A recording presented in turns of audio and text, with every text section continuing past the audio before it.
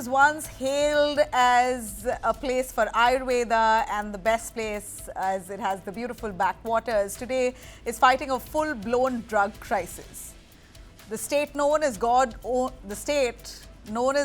own country is now staring at a darker identity, Udta, Kerala. Don't believe me? Just look at the numbers.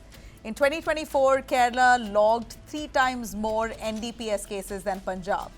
Ernakulam alone recorded 5,500 plus cases in just 18 months. Punjab had 9,000 in all of 2024. Now, of the 63 murders in the first 2 months of 2025, 30 were drug-related murders.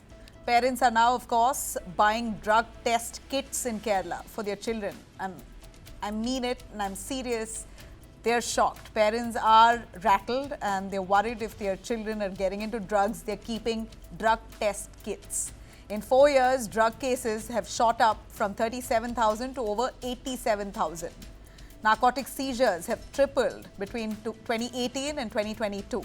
And that's not all. The big shocker here, synthetic drugs. In 2021, just 5 kgs was seized. In 2023, 2,543 kgs was seized, about 400 times more.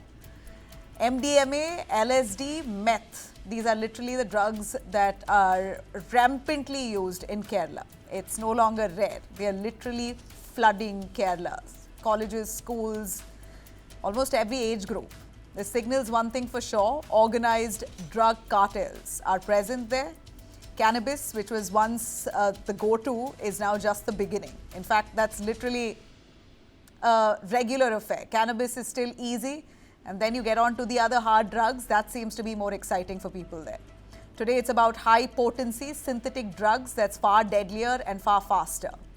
So what's making Kerala a hotspot here? And the biggest worry, of course, the violence. Drug-linked murders is on the rise in Kerala. Violent crimes tied to drugs have tripled in just 2 years' time. This isn't just a crime problem anymore, it's become a public health emergency. It's affecting schools, families, policing, and young minds. And to discuss that, I have with me Dr. Monish Bhalla, author and former officer, Narcotics Control Bureau. We also have Dr. Rajesh Kumar, Executive Director, SPYM.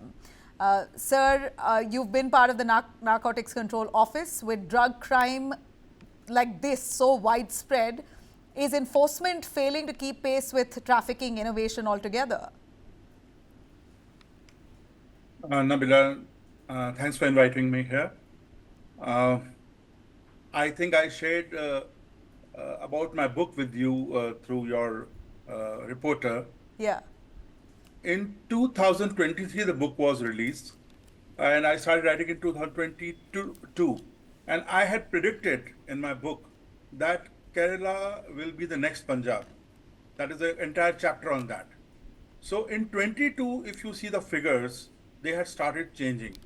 And today, out of every 3 cases booked of NDPS in the country, approximately 1 is in Kerala.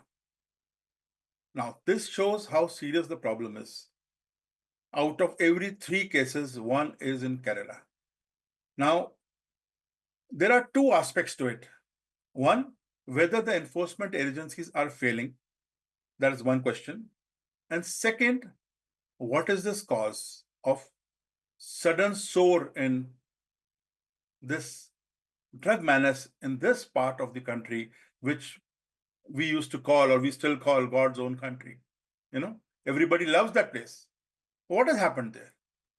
So there is something seriously wrong there. And I think it is high time that everybody, fastens their belt and starts working on this. One most crucial thing here, which we have observed, or even in my book I have written that, is that the youngsters, the college going, the school going people are getting hooked to this. And the whole generation will be finished if it is not taken care. Kerala has got a very typical problem. Here, the females, maximum females are involved. I don't know why, but it is a fact. And if you see the data, you will find that number of females involved in drug trafficking or even drug addicts, both, number of females are much more compared to other states. I don't know what is the reason, but that's a fact. And uh, there is another serious thing happening there where uh, some of the mafias, which are uh, foreign based, let's say um, Italian based or African based, maybe they are having some base over there. And that is why the cooking culture means how they change the synthetic drugs, that is catching up there. And again, the females are involved. This is very serious. I'm sure the state is working on it, the center is working on it. But yes, this is a cause of concern. I mean, this can't be just a state issue, sir. It's a collective effort. You did say center as well.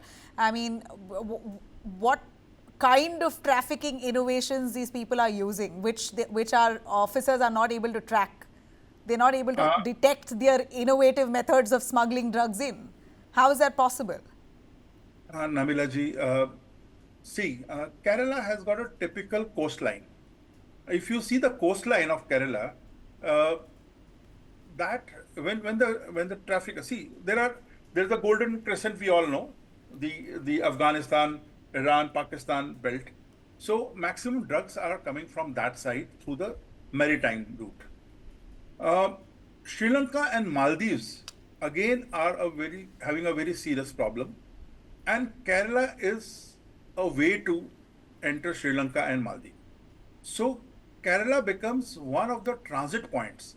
Recently, if you have seen, and I think you have also reported here, I think last year, 12,000 crore worth consignment of drugs was seized off coast, off the shore, by a joint effort by Indian Naval Forces, Narcotics Control Bureau, and other agencies. Yeah. 12,000 crore worth of drugs in a single consignment. Now, that is a matter of concern. So, whether the consignment was coming to Kochi and it was being on transit to these places, or India was a destination, that is still a very big question. Okay. And such other consignments have also been seized there. Recently, we have seen that the maritime area is suddenly very active, and that is the root of drug trafficking. Apart from that, what the Kerala police had reported few months back was uh, majority of the cases which were booked where traffickers were involved, Karnataka people were caught. So Karnataka, Goa, they are again having some sort of, because Goa again has got a lot of Russian mafias working there on drug trafficking. They are controlling that, and so Kerala gets sandwiched into this. Plus, there is a huge foreign tourist which comes to Kerala. Yeah. You rightly said about the Ayurveda. So foreign tourist comes to Kerala silently. If you not like Goa, but yes, the visitors are. It's a huge number of visitors. So there are a lot of things happening there. Okay, it's not a very we can't pinpoint that this is the only reason. There are multiple reasons why Kerala has become such. Okay. Yes. You know, bringing in Mr. Rajesh, your takes, this is no longer a warning that's coming out of Kerala. It's more a call for help, an SOS. How best do you believe that families, parents, schools, and the administration itself can ensure that this does not become an epidemic? We see that parents are already struggling buying drug test kits and they're panicking. And how can we deal with this at the moment with urgency? Thank you. Thank you very much. Uh, See, there are two aspects of drug. One is supply reduction, other is a demand reduction. And globally, people feel that if we reduce supply, the problem will be over.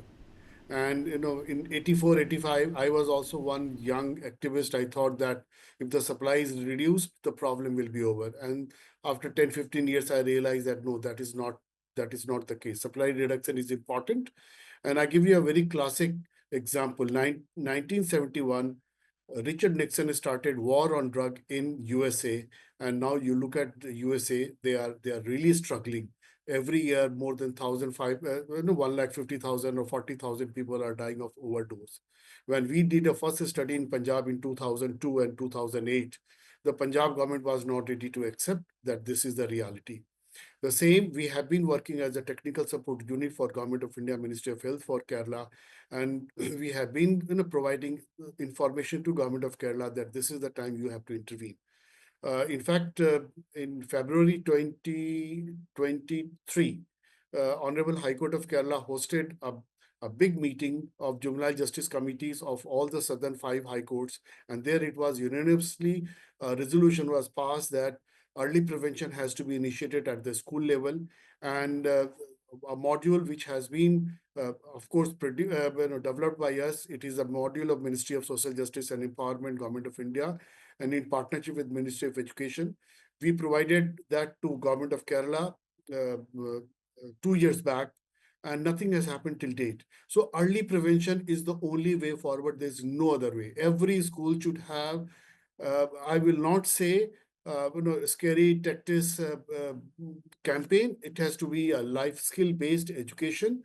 I'm not saying that you tell everyone that if you take drug and someone will die. Now this is the world of social media. The kids are very smart. They will find out in 5 minutes, 10 minutes what is the reality. It's a life skill based program which has been launched by Government of India. So every school must adopt it. So that's one. Number Yeah. two, if they identify a child who is using drug in school, there has to be brief intervention. Now, both these things are missing in Kerala schools or Kerala setup. And the third is those who are dependent, they have to be provided science and evidence-based treatment. Unfortunately, most of the treatment centers neither believe in science nor believe in evidence. They think that what is right, it could be a faith-based treatment center, it could be a quick treatment centers. So these are the things which are creating more problem for the families. And the last thing, please understand, drug use has a huge stigma, and since there's a stigma, so the people do not bring their children to treatment centers, Yeah. and if they bring to treatment centers, the treatment are not of good quality. So these are the major issues what the people, not only in Kerala, in different parts of the country, they are facing. Right.